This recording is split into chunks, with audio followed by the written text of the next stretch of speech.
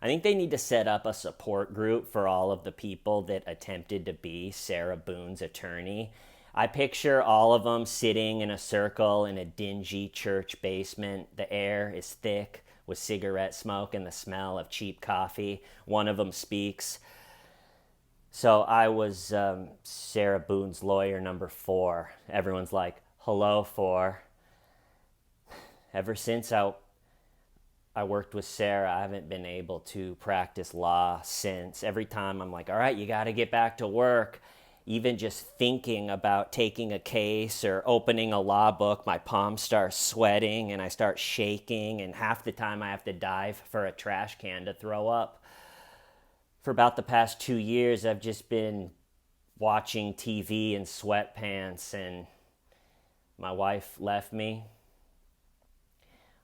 I heard recently she's dating another guy, another lawyer, and just through the grapevine, I happened to hear that he won his most recent case. So, hey, listen, she ruined my life. The moderator's like, thank you so much, number 4. That was really brave of you to share that.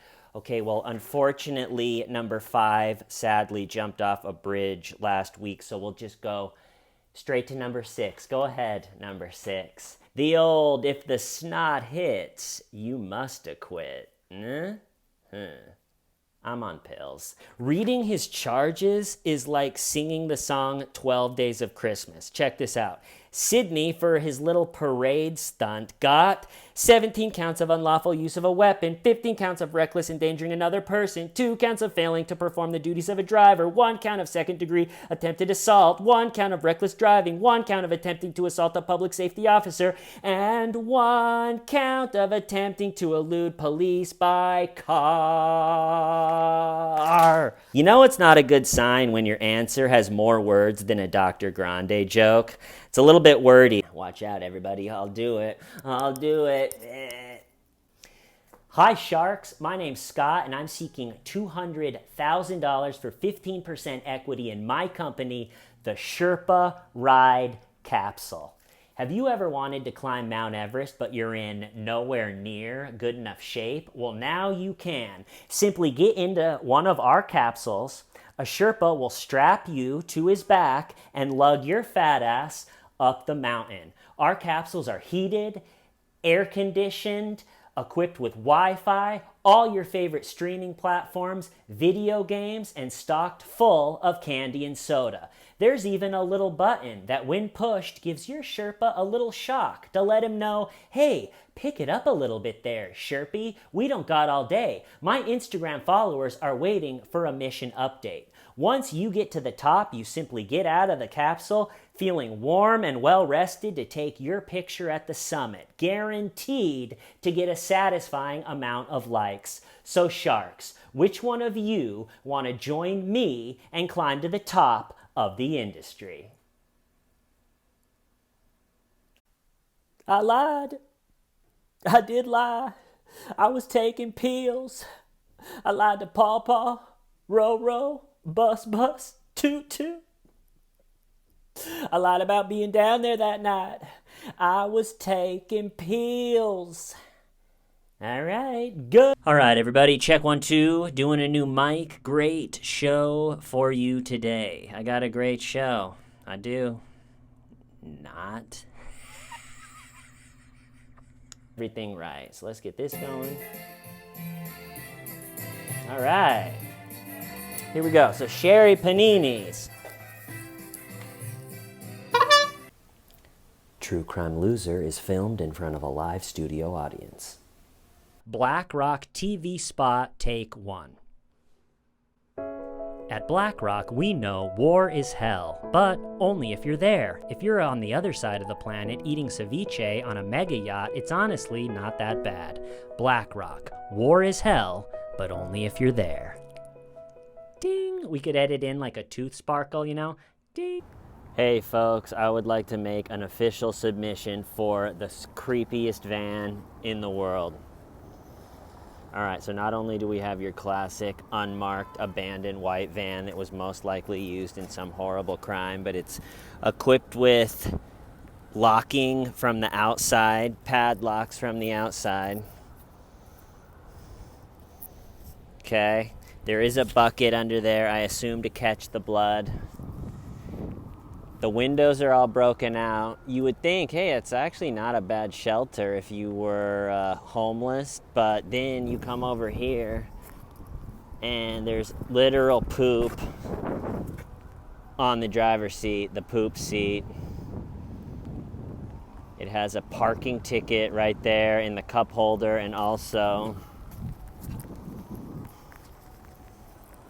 I have a feeling those aren't being paid. That's the worst, isn't it? You think your hard-earned life savings is being looked after by the next genius visionary, only to realize he's just a pilled-out nerd with frizzy hair. Maybe they could do like a pathetic off or something. Raise money for a fundraiser. I could be the announcer. I've been practicing. Like, picture this.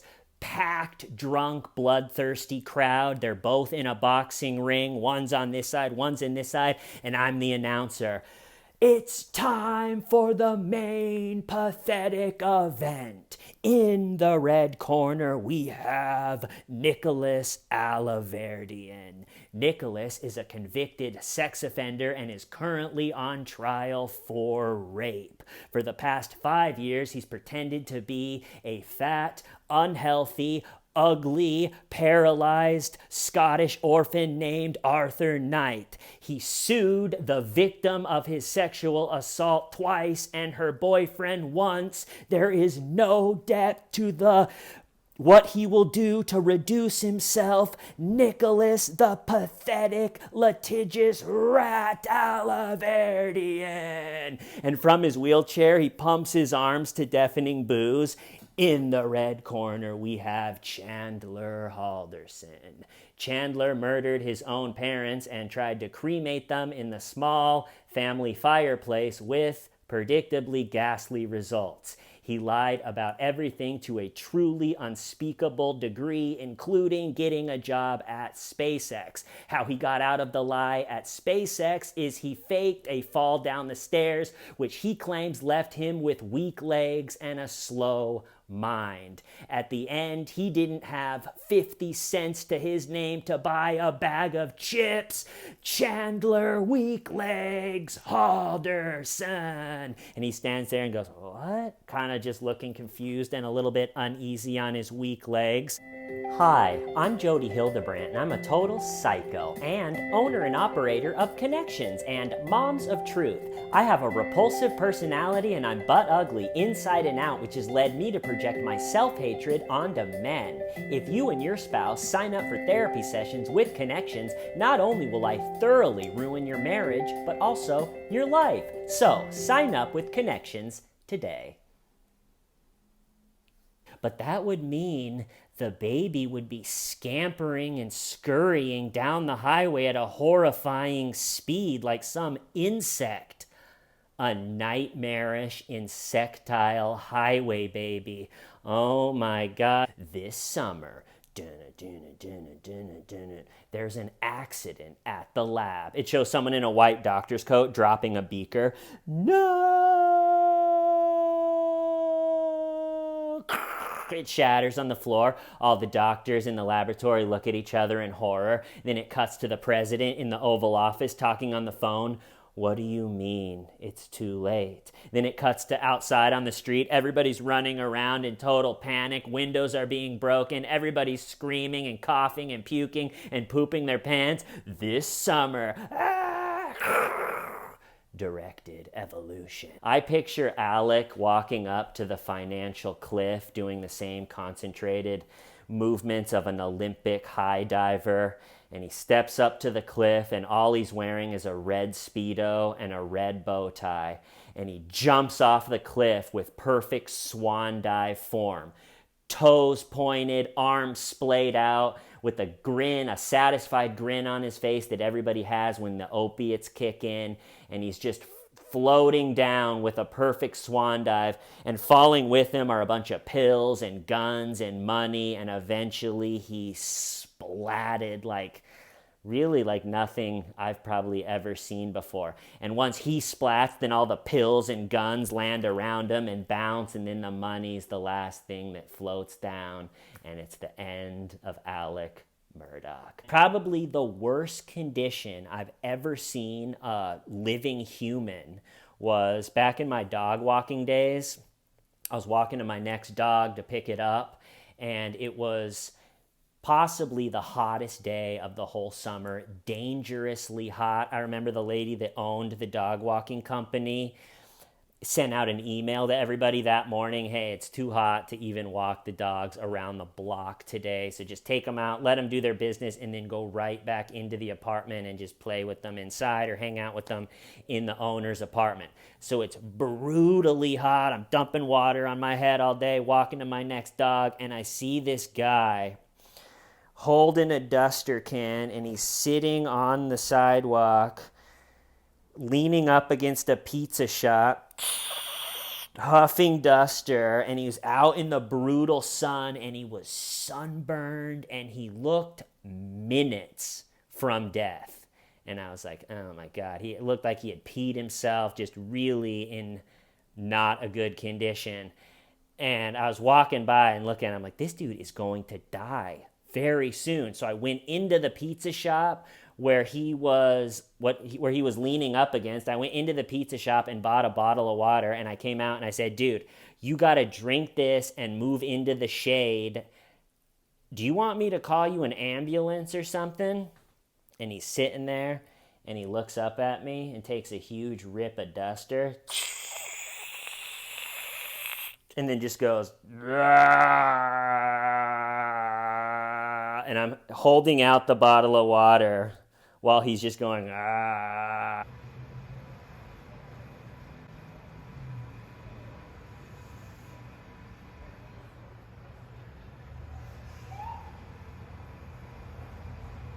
Another wild story that I want to tell you guys is a couple weeks ago, I got a text and it said from a buddy I went to high school with, and he goes, Tyson Bradshaw was murdered last night. And Tyson Bradshaw was one of my buddies from high school, and they found his body face down in the middle of the road, shot in the head 3 minutes from where my parents live in Grand Junction. It was like, what the hell? And Tyson was in high school and outside of high school was a real deal tough guy. A tough guy's tough guy. Other tough guys, when Tyson around, seemed to be a little bit quieter. And one time we were way out, a small group of us, way out in the middle of the desert and just camping, had a fire going, and these two dudes on dune buggies. We were probably 16, 17 years old. These two dudes in their 30s, sketchy neck tattoos, looked like kind of meth vibes. They showed up on dune buggies and were like, hey, what are you guys doing out here? Oh, let us get a beer. And no one wanted them around, and they were acting sketchy, and we're all looking at each other like, how are we gonna get rid of these guys? Or what if they start attacking us? And all of a sudden, Tyson, who drove a badass 90s Camaro, all of a sudden Tyson gets there, and I hear his Camaro, and I'm just thinking, yes. And he pulls up to the campsite, and he hops out, and he's wearing jeans and a cutoff t-shirt, and he was one of the best wrestlers in our high school. It was a big high school. To be the best at any sport was hard to do. He's one of the best wrestlers, one of the best football players, and he gets out, and he's wearing a sleeveless shirt, and the sun is setting in the desert, and no one even needed to say anything. He just saw the way we were looking at him and the way the vibe was, and he walked up to those two sketchy 30-year-olds, and he put his hat on backwards, and he said, it's time for you guys to leave.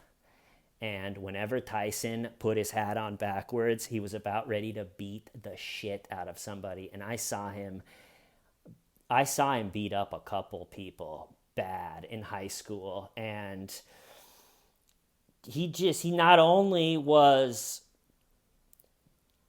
God-given, durable, and tough as they come, but he was also a really good athlete. He could do a standing backflip. He could do a one-handed handstand and then flip to the other hand and then flip onto his feet. And wrestlers are tough. To be actually a good wrestler, not only are they strong and built and tough, but they know all the trips and the throws and the holds and everything. So it was a total nightmare. Whoever ended up fighting Tyson, they wound up regretting it pretty quick. So anyway, I get this text a couple weeks ago. Yeah, Tyson got murdered. I had lost total contact with Tyson after high school. We went different went our separate ways, never talked or anything. But for a year or two in high school, we were good friends. And the whole thing is one for the books. I got to show you guys these pictures because I think it was in 2018. So years ago at this point, my friend sends me this picture. So let me show you. I'm going to flip around and show you on my computer. 1 second. All right, we're back. So I think it was 2018, but out of the blue, I got this picture texted to me going, look what Tyson got himself into. Look at this legendary picture. So here's Tyson in the beautiful Colorado River. And here are law enforcement with the K-9 unit with rifles drawn, waiting for him to get out of the river. And how this ended up happening, this is a legendary photograph. Look at that. This was in the paper in Grand Junction. And how this happened is I think he stole a truck, or I don't know if it's stolen or what, but something happened. He got into a high-speed chase, rolled the truck and crashed it, and then jumped in the river, there he is, in order to evade capture. And then here's this picture. Again, I cannot get over this picture. This looks like the cover of a movie or something. And then they finally got him. Where's that picture? Oh yeah, here he is. I mean, look at that guy. Just by looking at Tyson, you could see he would twist you up into a pretzel and throw you on your face.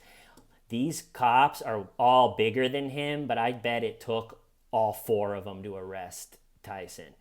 If you were to say who would be the hardest person to arrest out of anyone you went to high school with, if they didn't want to be arrested, I would have said Tyson. Look at this guy. That's a big boy right there. But look at that. Okay, I'm going to flip you back around. All right, so those pictures are from 2018, high-speed chase, jumped in the river, totally craziness. And then a couple weeks ago when I got the text that he got murdered, I reached out to a couple of my sources in Grand Junction. I grew up there. Like, what the hell happened? And a couple days later, this is the response I got. Ready? This is word for word. I just want you guys to experience it the way I did. I guess Tyson beat up a tweaker and made a mockery of him, like was rubbing his face in the dirt and moving his mouth and making him talk. Then the guy went and got his friend and murdered him. Brutal. And when I heard the part about Tyson moving the guy's mouth and making him talk, I thought, that's so Tyson.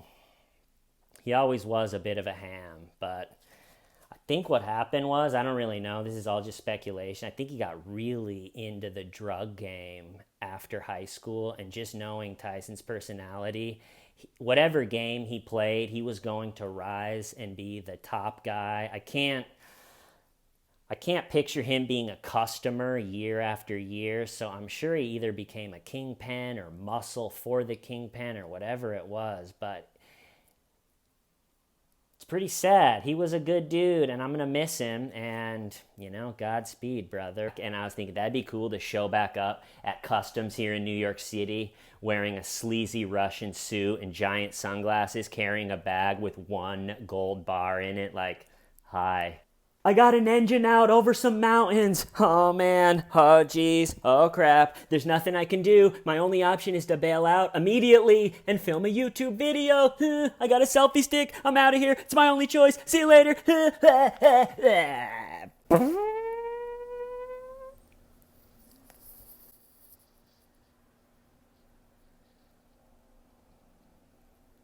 Do you want to go to the bottom of the ocean? It's real fun. You get to sit on the cold floor for 10 hours and stare out of the small window into black nothingness. It's $250,000. We take check.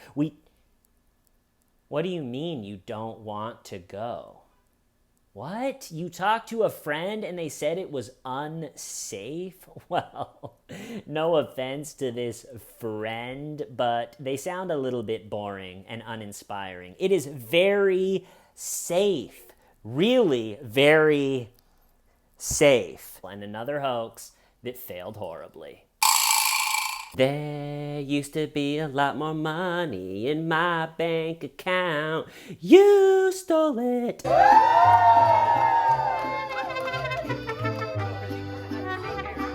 And then I'm going to go over and I'm going to be all smiles. And then once we're alone, I'm going to let all of the expression run out of my face. And I'm going to look them in the eyes and I'm going to say, "Are you a pedophile?"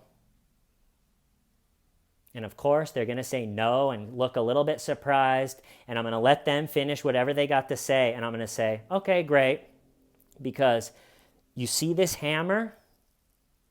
Let's just say I'm not a carpenter." It's like, what the hell is he going to do? It's totally blocked off. And at the last minute, he swerves into the ivy embankment and he's at a 45-degree angle. It's like, Sid, you're in the ivy? Classic Portland highway shanty. One time I went over to their place for dinner and everybody was really nice and good looking and smiling and the house was beautiful. And the mom came up and she said, "Scott, can I take your coat?" And she was really nice and there was nothing. But then I had this snap vision that she grabbed a pair of scissors and stabbed me in the neck. And then I popped back to reality and she was still smiling going, "Can I take your coat, Scott?" I was laughing at the thought of Diddy pitching that idea to a friend. Like, "Dude, this is what we're going to do. Are you ready? First, we're going to get a bunch of hot girls. I'll lie to them. I'll tell them I'm going to give them a career. It doesn't even matter, right? We're going to get a bunch of hot girls." The friend's like, "Yeah, yep." And then, get this, we're going to get a bunch of other dudes to come in and have sex with the girls while... Ready? You and me, we're going to sit in the corner and jerk off. Sick. And it sounds a little bit like an amateur actor faking an orgasm. Like if I was the director of that scene and it was actors and she did that, the actor playing the detective told her the bad news and the actress playing Wendy went, I would say, "All right, cut. Listen, not bad for the first one. Not bad at all. But Wendy, maybe channel more your children just lost their father and all the bleak realities that entails. Try to channel that a little bit more and a little bit less you just came in your pants." All right, but not bad for the first one. Let's do it again.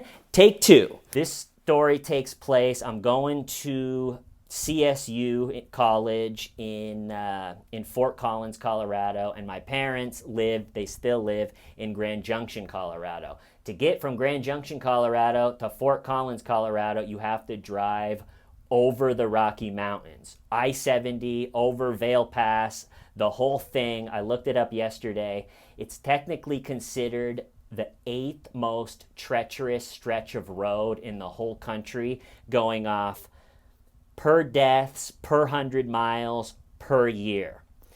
And since it's at the top of a mountain, when you're going over those passes, almost 11,000 feet of altitude, when there's a blizzard, I would say it's even higher on that list. And so the weather, I'm at my parents' house for a week for the holidays, and the weather in the mountains had just been horrible. Dumping snow, high winds, just brutal. And so I'm looking, I got to get back to get to work. I have a job. I had lived in Fort Collins for a while, so I have a life and my job.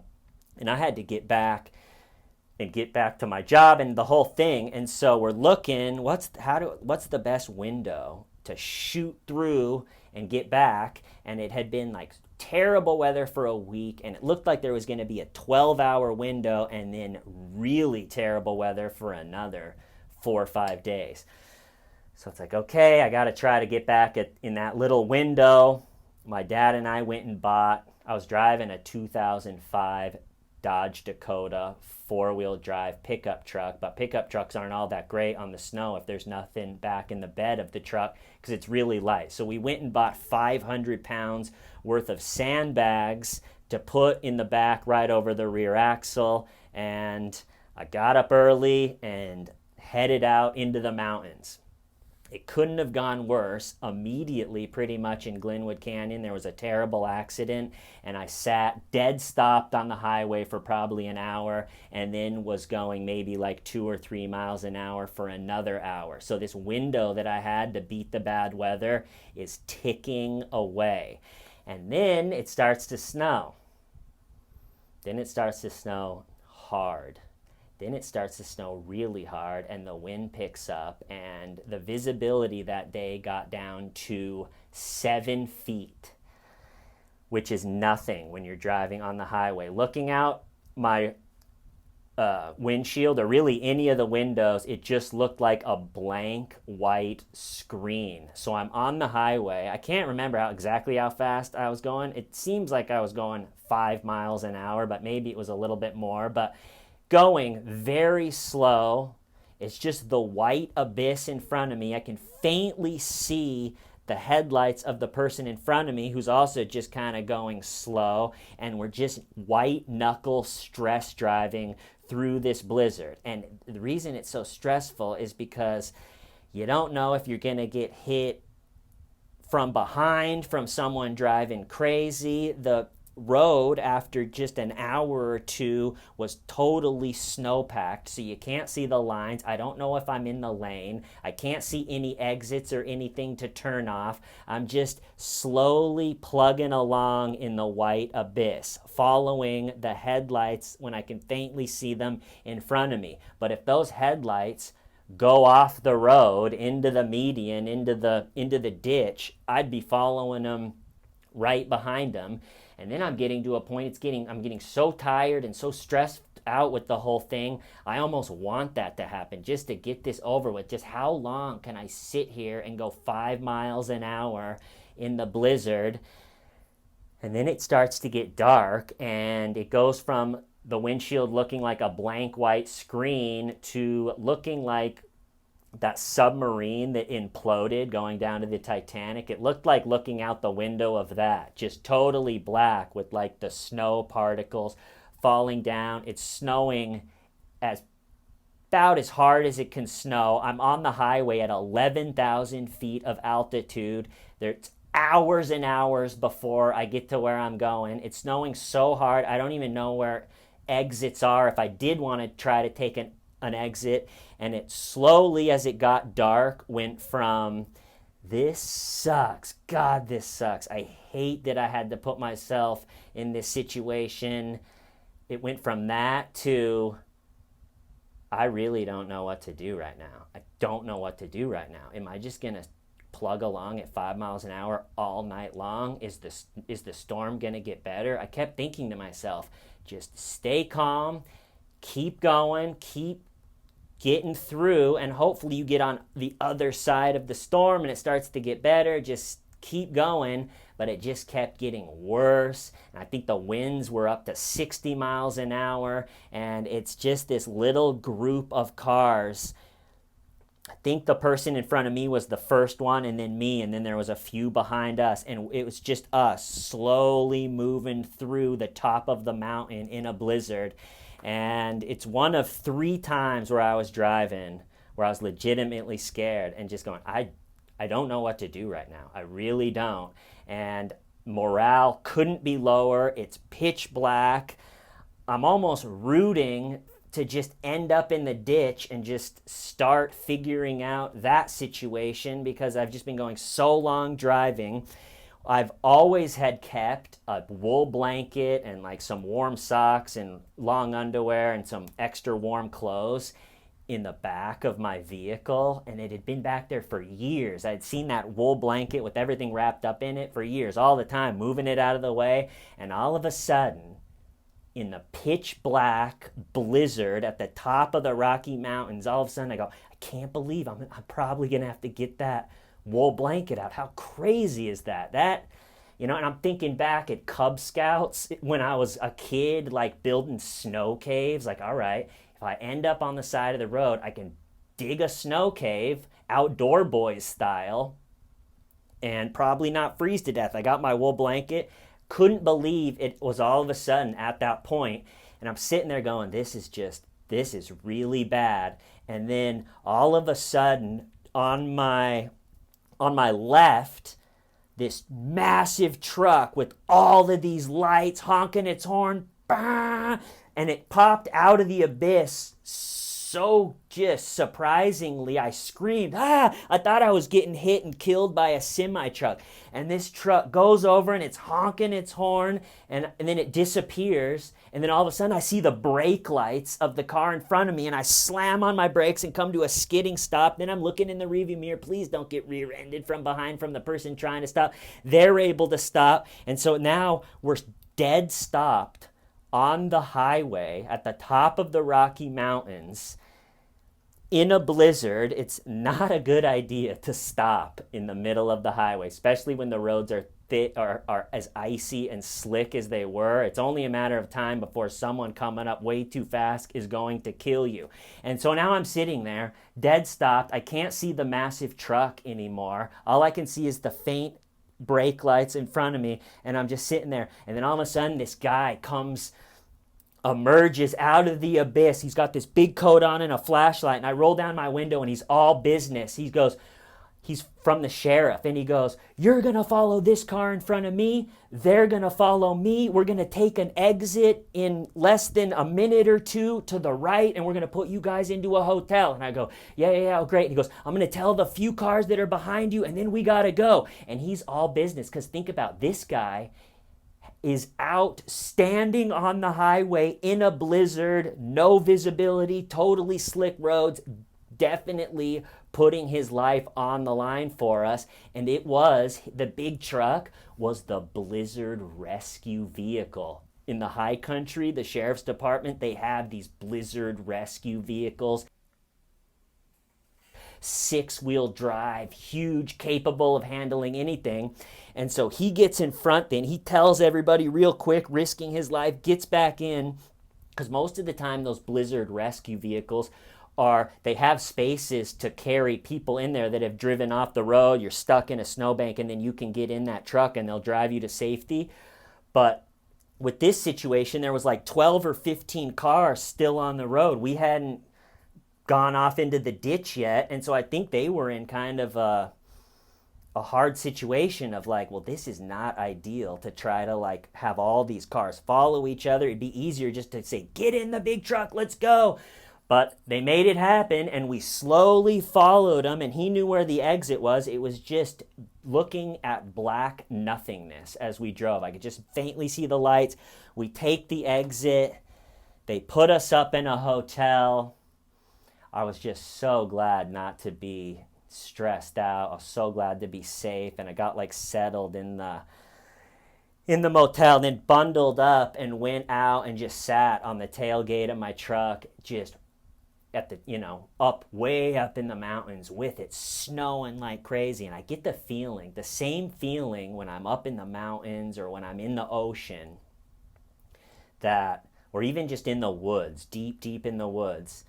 I get this feeling that my death, the mountains and the ocean, does not consider my death to be a negative. It barely is even neutral. It's almost a positive, because you got to have something to die. So to start the decomposition, and that's food for other things, and it's almost a positive. But it really hits me when I'm out deep in the mountains like that, or out on the ocean, that if storm can come and you can be begging, please let me live, please stop snowing so hard, please let the waves die down, come on, please, I want to live, I got so much to live for. And the ocean and the mountains, if they had a face and you were asking them, please let me live, your pleas would be met with the cold black eyes of a lizard. And one comedian I'm friends with, he had come on to my YouTube channel and checked out the show or something. And so he goes, oh yeah, I checked out the show. And he was like, it's great, man. Good for you. And I go, yeah, thank you. It's going good. And he goes, what the hell is Schmida? And we were outside on the sidewalk getting some air. And I looked off in the distance and I took a deep breath and I said, Schmida's a lot of things, but more than anything else, she's a friend.